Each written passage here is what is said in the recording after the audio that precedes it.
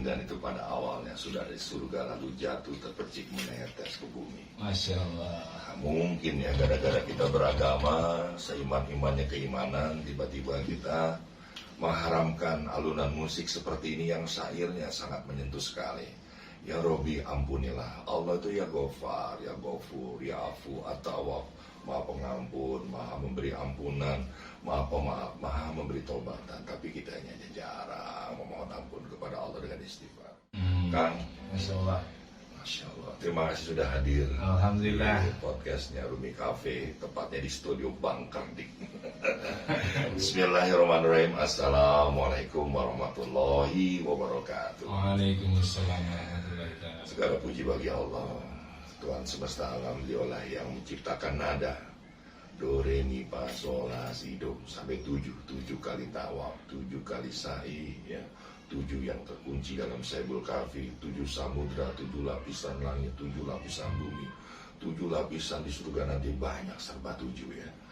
Yang sedang-sedang saja. Masya Allah. Kalau 9 tambah 1 jeblok, 5 rapot merah. Salam salam kita panjatkan kepada Nabi besar kita Nabi Muhammad SAW yang mengajarkan keindahan itu sendiri. Dia sebenarnya sejatinya seorang seniman, tapi tidak bisa dibilang seniman karena dia bukan hanya mempercantik kota Madinah, tapi seluruh isi semesta raya ini. Jadi memiliki keindahan, jadi beradab, jadi bermoral ya. Kang, nama Kang? Alhamdulillah memang saya Kang Diki, Kang Dik doang. Kang Dik doang atau Om Ganteng permanen. Sahabat semua, ini Kang Ari Budiman, dia seorang sufi ya, seorang penulis lagu, syair-syairnya penuh dengan makna cinta. Tadi tema besarnya apa tuh Kang? Tema besarnya sebetulnya kalau sesuai dengan judul ya, judulnya kan di sini. Di sini itu maksudnya di bumi ini. Di sinilah tempat kita dilahirkan. Di sini pula tempat kita dibesarkan. Dan di sini pula kita akan kembali. Tapi banyak orang akhirnya lupa bahwa di sini kita kontrak ya Kang. Nah itu dia betul. Kita kontrak di sini dan kita akan pulang kepada yang punya. Teman-teman, tema kita indah banget sih ya kalau menurut saya ya. Apa itu? Syair sufi menuntun jalan hijrah kepada Allah Subhanahu wa taala. Masya Allah, banyak orang mendengar sholawat jadi terpaut cintanya kepada Allah. Betul. Ada orang protes juga sih, ngapain sholawat dinyanyiin sih? Iya. Karena adabnya nggak begitu. Kumaha Kang? Kalau bahasa sholawat kan juga ada nadanya gitu. Ada nada. Kalau sholawatnya kita falas kan nggak enak dengarnya. Kalau lurus begitu Lurus kan? gitu-gitu aja juga males kan gitu. Oke. Tapi ketika ada apa namanya dinamika, ada hati yang disampaikan, intonasinya, Ya. sehingga bersolawat pun sampai hati kita. Benar. Jadi tidak semua orang sebenarnya harus lurus-lurus aja, dalam arti dia tersentuh karena suara beduk, dia tersentuh karena suara azan, dia tersentuh karena ada sholawat. Ya tolong ya, jadi jangan kebiasaan mengkritik karena ada kebenaran yang kamu anggap ini sebuah benar-benar yang absolut. Yang benar, yang maha benar adalah Allah Subhanahu wa taala. Saya juga tersentuh karena apa Kang? Tahu nggak Kang? Iya. Suara azan di Baitullah kan? Iya. Akhirnya sampai sekarang alhamdulillah Baitullah itu pindah di hatiku. Masya Allah. Kang, sedikit dulu deh, sufi, makna sufi itu apa? Ya kalau sufi kan juga bisa dikatakan. Syair sufi itu apa? Ya syair-syair yang menyejukkan, syair-syair keindahan. Sufi dulu Kang, sufi dulu apa? Ya bahasa sufi kan lebih kepada kesucian ya, kemurnian dalam ibadah. Kesucian, kemurnian original, Ya, fitri. ya, fitrah. Jadi kembali bahwa manusia itu kan banyak dosa, manusia itu tidak lepas dari dosa. Kita berusaha bagaimana memurnikan, mensucikan diri kita, sehingga ketika sudah insya Allah prosesnya itu kan emang nggak mudah ya. Nggak kan? mudah. Tapi paling tidak kita berupaya untuk menjadi orang yang selalu berbuat baik. Ya. Kang, Akang dulu dari mana? Apa ya? Karena pakai gitar, jangkau panjang. Jadi ingat Sakti Salon Seven ya. Ya dulu beliau hijrah, sekarang dia main gitar lagi tuh. Ya, dulu kalau Akang pernah solo album kan. Kalau saya dulu ngeband kan. Ya, Bandnya apa? Namanya dulu namanya Bass 8, emang nggak begitu terkenal sih. Ih, jangan-jangan terkenal di alam malah kok. Tapi emang begitulah cara Allah, mungkin jalan Allah. Kalau saya terkenal di sana kan nggak balik ke sini kan. Jadi bahasanya di tahun 96 saya punya album. 96 itu udah pernah bareng Ungu sih sebetulnya. Jadi Ungu seminggu depannya video klip saya keluar. Ya, ini catatan nih. Jadi penyanyi itu ada dua. Ya. Ada penyanyi yang meledak karena lagunya dikenal. Biasanya sombong, ada linggisnya. Kalau dipanggil dik doang, Tapi ada penyanyi yang nyanyi lagunya nggak meledak kan. Biasa itu rendah hati orang. Akan tergolong yang mana ini? Tergolong yang kedua kayaknya. Yang kedua ya, sama kan kita. Mungkin cara-cara Allah yang indah ya. Kalau nggak kita nggak kenal yang begini-begini ya. Tapi ya balik lagi, karena kita emang punya jiwa seni, ini Allah yang karuniakan itu kan. Artinya Allah itu kan maestro seni. Segala sesuatu yang Allah ciptakan dengan indah, semuanya indah, termasuk diri kita. Ya, jadi karena memang karuniakan seni, ya saya juga suka menulis syair. Dulu ya syairnya, kalau dulu percintaan hablu minanas, kalau sekarang lebih kepada percintaan. Ya lebih ke arah sana gitu loh bahasanya. Tapi memang itu balik lagi Kang. Ya dulu saya dari pemain band juga, mungkin temannya Kang, teman saya juga. Cuman memang ya lagi kan gitu. Benar. Saya setuju Kang. Jadi teman-teman sebenarnya belajar tasawuf itu kita belajar apa sih? Kita belajar kepada guru-guru, dan setiap guru itu punya pengalaman dalam mencari cintanya Allah. Iya. Kalau Kang dari pemain band ya. Ya dulu sempat main, maksudnya dari memang anak band juga, tapi saya seorang pekerja juga. Ya, pekerja pada umumnya lah. Dan alhamdulillah pernah di Pertamina. Nah, kemudian ya itu tadi, ketika posisi saya sudah di atas, ada yang lebih indah. Dunia ini udah kelihatan, maksudnya nggak nyaman gitu loh. Lebih nyaman ada yang sesuatu yang indah. Bahasanya yang menuju Allah itu sesuatu. Ini yang kita mau buka pemirsa Umi Cafe, karena syair sufi pembimbing jalan hijrah kepada ilahi. Jadi ini ngomong hijrah itu apa sih Kang? Ya hijrah itu perubahan. Setiap manusia pasti ada yang memiliki perubahan. Kalau orang bilang hijrah kan kadang-kadang satu pindah, misalkan rumah atau pindah dari satu kota ke kota yang lain, itu kan juga bisa disebut. Oh iya, dari Mokkah ke Madinah. Iya, kayak gitu kan. Nah, tapi kan lebih kepada hijrah hati kita. Oh, hijrahnya sebuah perjalanan hati. Betul. Di samping itu juga kan umur kita juga hijrah tiap hari, tiap detik kan. Rambut kita hijrah nih, dari hitam menuju putih sekarang. Kan, saya sih belum sih Kang. Kalau saya belum hitam kan rambutnya, tapi jenggotnya udah duluan. Saya bocorin nih ya. Saya ini begini nih, dulu rambut saya hitam, alis saya hitam. Saya Maulana Hisham Kabani, panggil saya. Pakai bahasa Inggris. Ya. Nanti rambutmu akan putih, alismu juga akan memutih. Itu adalah cahaya spiritual. Sampai sekarang Kang, saya beli sampo yang hitemin rambut, gak berani ingat ngomongan beliau. Al-Fatihah buat beliau ya. Masya Allah. Beneran ini nih Pak, ini nggak tahu gimana.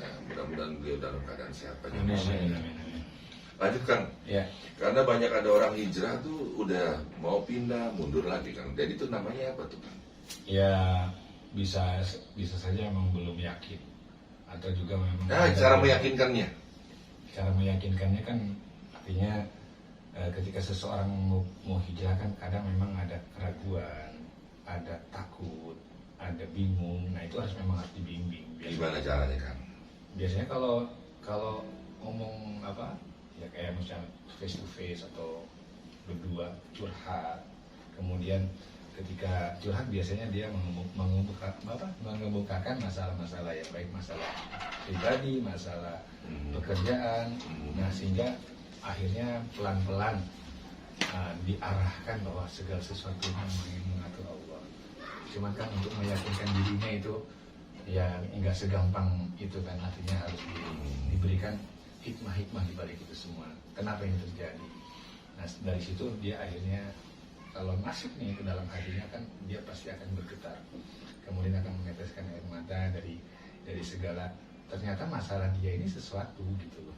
Ya artinya bisa juga sebagai pemicu untuk dia menjadi berubah.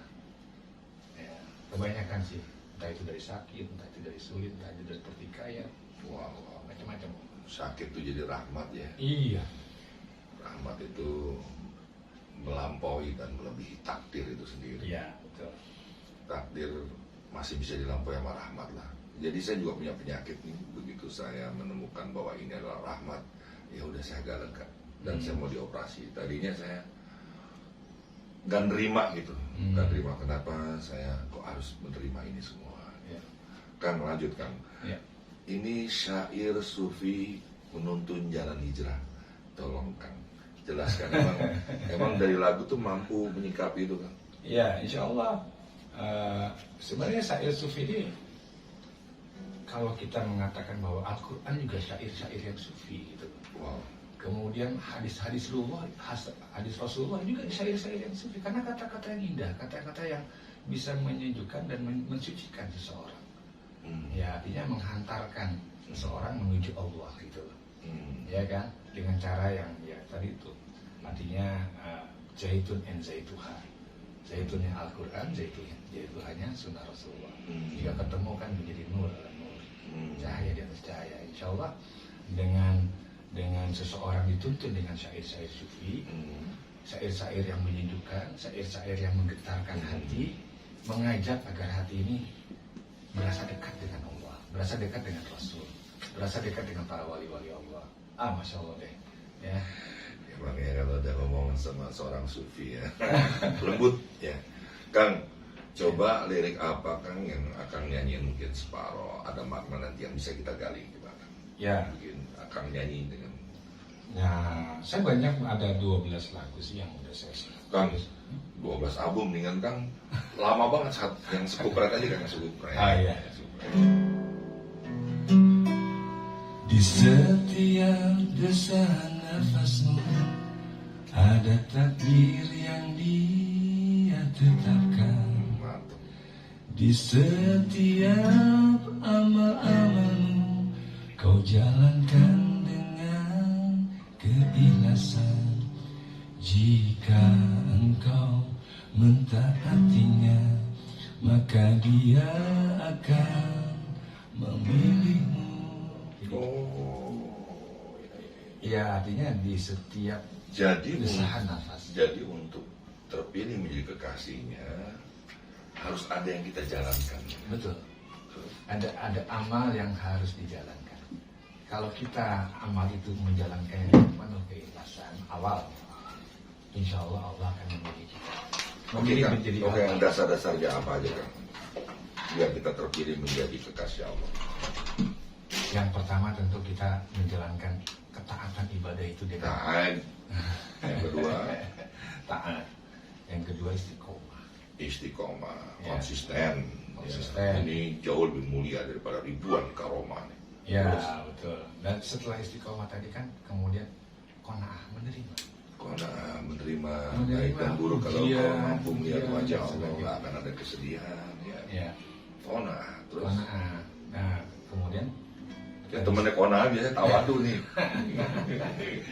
ya, karena selanjutnya adalah ya tawakal. Oh, tawakal.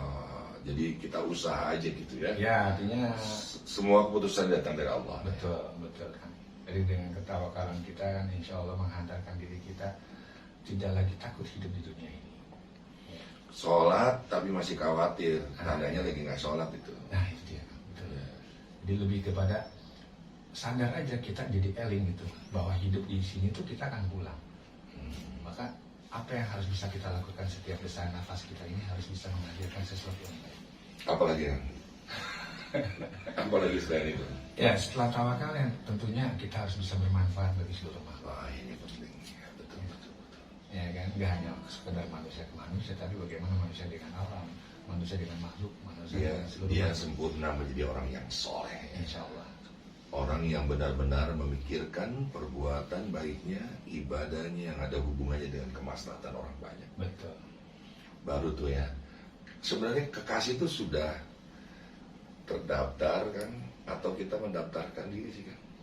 Ya, Karena bagaimanapun juga pencinta Allah itu kan banyak, tapi yang dicintai oleh Allah itu kan sedikit. Ya. Ini ada muhib, ada mahbub. Muhib ini banyak orang mengaku kalau saya pun cintai Allah, tapi belum tentu Allah cinta kan. Nah, bagaimana yang dicintai oleh Allah? Sebagaimana Rasulullah kan dicintai oleh Allah. Allah yang memilih Rasulullah menjadi nabi, bukan beliau yang mendaftarkan diri jadi nabi kan. Nah, kata-kata ini nih kadang-kadang jadi bumerang nih Kang. Gua kan begini udah ditulis oleh Allah. Lah, Gua seperti ini, suka maksiat tuh gimana tuh ya Bang? memang dalam apa namanya beberapa ulasan-ulasan orang-orang dahulu atau orang-orang berilmu, terus kemudian juga dari beberapa kata-kata orang yang memang sudah banyak buku-bukunya ya, seperti Imam Al-Ghazali dan sebagainya, bahwa setiap diri manusia itu sebelum diturunkan ke muka bumi itu udah ditulis. Ketika dalam apa namanya kandungan itu sudah ditanya Tuhannya siapa, nanti ketika diturunkan kamu akan bagaimana, kemudian berjalannya seperti apa.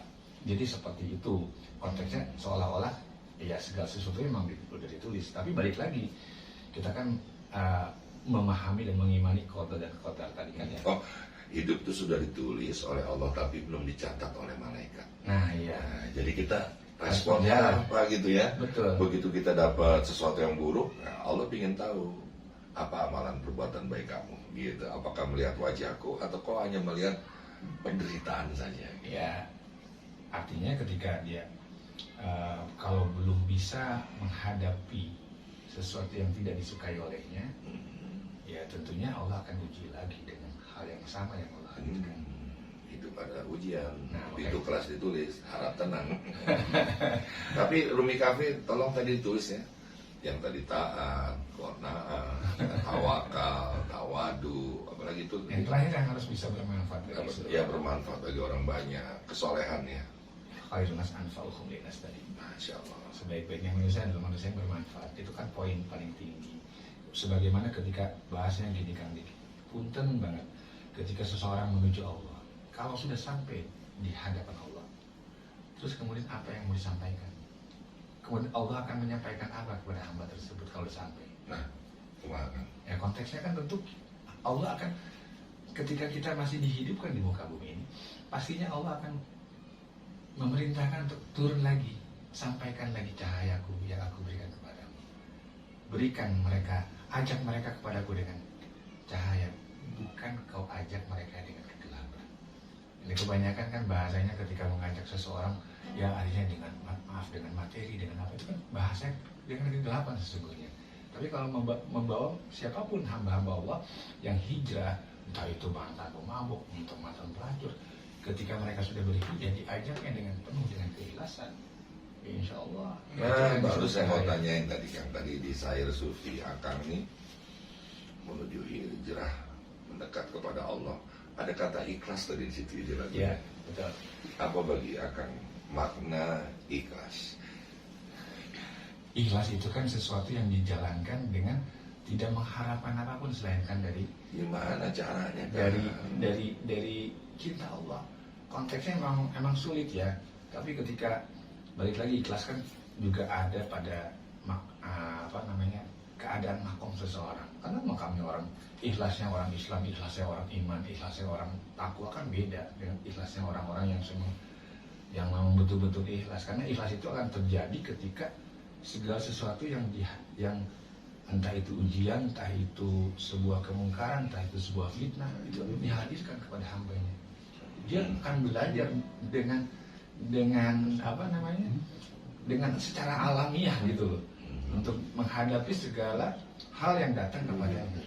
Sehingga keikhlasan itu akan muncul ketika kita sudah gini lah, misalkan yang namanya fitnah kan pasti sesuatu yang tidak disukai kan. Oke lah, fitnah itu datangnya ke Akang, ke Dik doang. Tapi kalau ke Dik, insya Allah karena Dik ikhlas bisa. Tapi boleh jadi itu fitnah datangnya ke istri, datangnya ke anak, datangnya ke orang tua, kan beda-beda ya, sporadis gitu loh. Jadi ikhlas tuh ada berapa jenis tuh Kang? Ya kalau bilang gini sesuai dengan Kalau saya kan cuma kenalnya ikhlas ibadah, Ya. Ikhlas harta, ikhlas cinta. Ya, itu juga bisa kategori itu. Tapi kan dalam hal ini ketika kadar seseorang kan beda-beda. Ya kalau harta nih ikhlas, ya oke lah dari sisi misalkan ikhlas dalam konteks yang beriman, dia pasti setidaknya ada balasan gitu loh dari setiap yang dia perbuat. Saya ikhlas kok memberikan ini untuk anak yatim gitu loh konteksnya. Tapi dalam hati kecil orang beriman masih mengharapkan balasan yang baik dari Allah.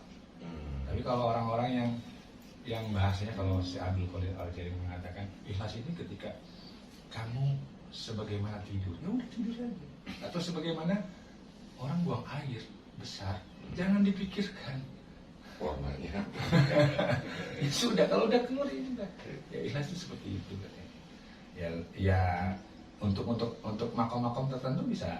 Bener nggak Kang kalau ikhlas itu apa yang kita lakukan? Tidak ada satupun malaikat ditugasi untuk mencatat keikhlasan hambanya.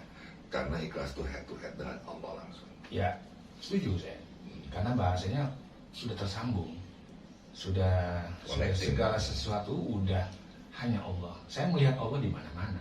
Saya tidak melihat Allah terhijab gitu loh. Saya melihat maaf dik doang, saya melihat Allah dalam dik doang.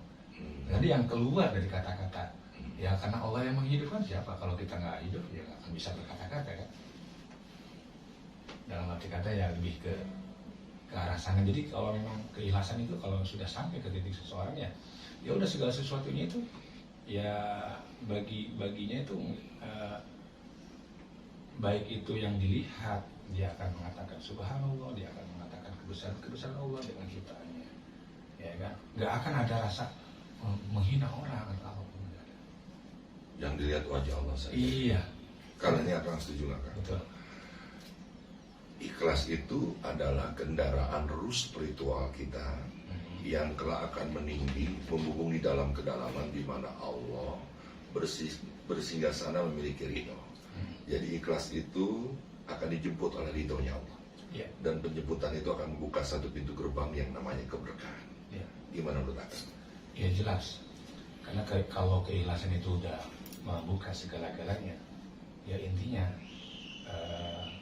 orang yang ikhlas itu konteks rezeki pun juga dia tidak harus ada orang yang dia harus rezeki itu harus dicari, ya kan, harus bekerja. Kamu bekerja dulu baru akan mendapatkan rezeki. Tapi ketika seorang misalkan yang ikhlas kepada Allah, ya babnya bukan itu Kang. betul, artinya baru niat aja itu yang diharapkan datang. Ini tolong motivator ya. Kita bukan merasa benar ya, tapi beda pendapat tolonglah dihargai. Saya suka nih ya. Biasanya ketika kalau ikhtiar baru kita digaji, terima bayaran. Tapi makom ini tadi nih belum punya keinginan sudah hadir. Betul.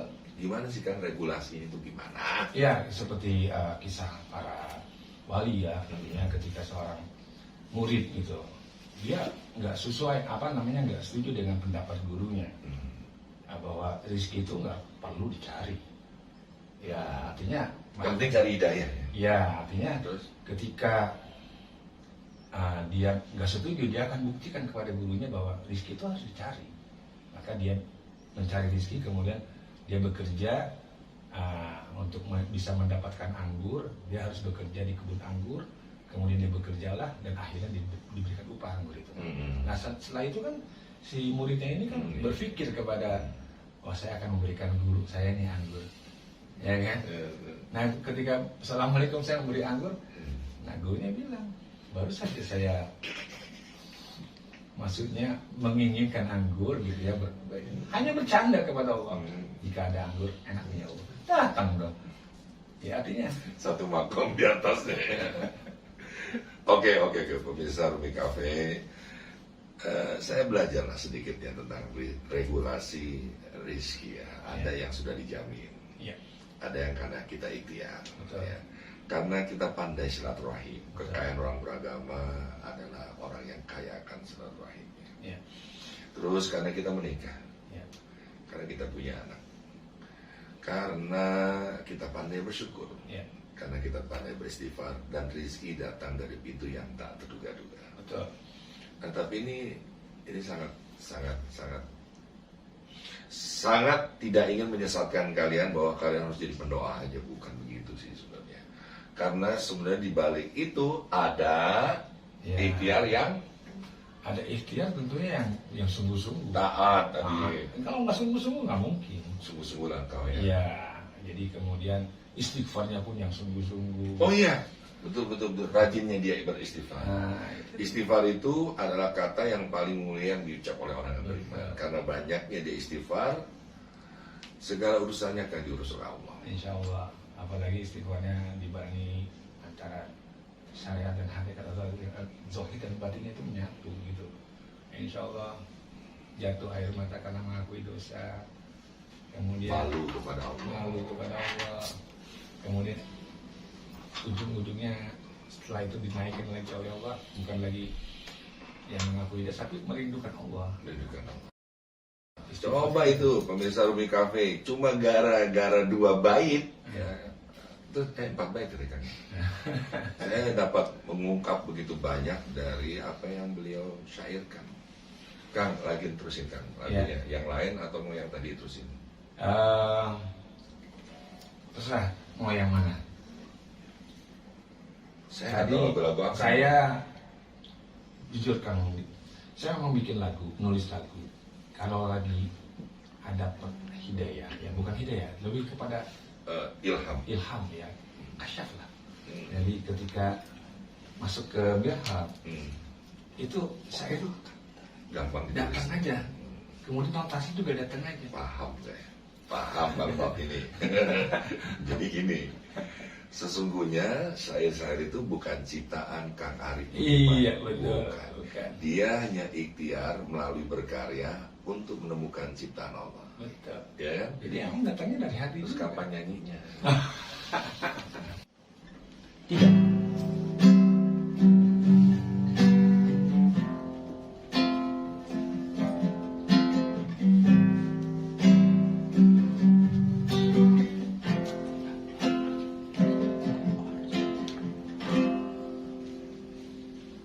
Di sinilah, di tempat ini ku dilahirkan, di bumi ini ku dibesarkan, di tanah ini ku kan kembali padamu. Hanya padamu aku meminta, hanya padamu aku menyembah, hanya padamu ku kan kembali. Tak bisa ku bayangkan takutnya jiwaku di hadapanmu. Aku harus berubah, ku harus mendekat padanya.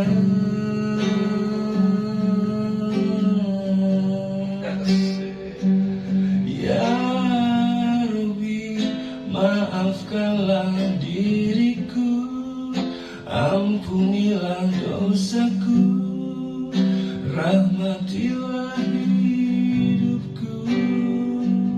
Ya Rabbi, beriku kesempatan untuk merubah diriku, diri yang hina ini.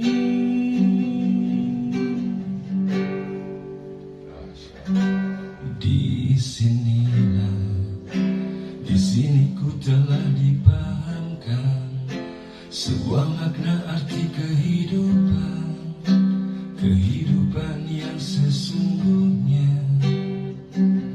Di sinilah, di sini aku merasa tenang, cahaya pun kini menerangi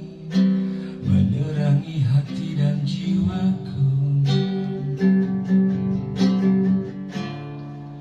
Tak bisa ku bayangkan takutnya jiwaku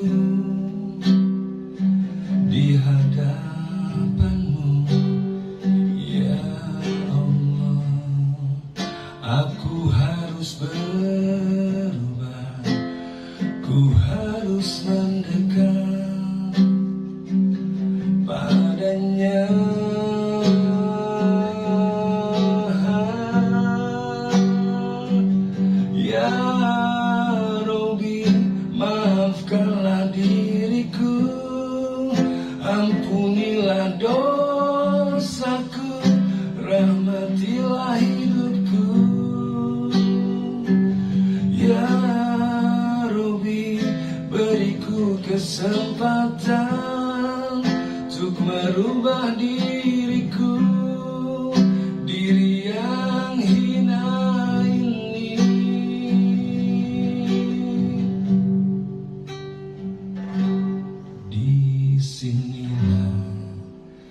Di sini aku merasa tenang, cahaya pun kini menerangi hati dan jiwaku. Masya Allah. Bumi Cafe, jangan lupa like, share, and comment, subscribe. Tadi saya mau potong lagu itu, tapi enak juga nih lagu ya. Jadi saya biarin sampai habis ya.